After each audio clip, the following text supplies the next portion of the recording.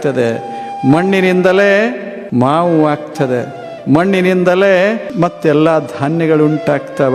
ಆದರೆ ಒಂದರಂಗೆ ಒಂದವು ಇಲ್ಲ, ಆದರೆ ಎಲ್ಲವೂ ಮಣ್ಣಿನವೇ.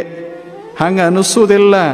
ಜೋಳ ತಿನ್ನುವಾಗ, ಗೋಧಿ ತಿನ್ನುವಾಗ, ಹಣ್ಣು ತಿನ್ನಾಗ ಮಣ್ಣು ತಿಂತೇನೆ ಅನಿಸೋದಿಲ್ಲ. ಆದರೆ ಮಣ್ಣು ಬಿಟ್ಟೇನೂ ಇಲ್ಲ.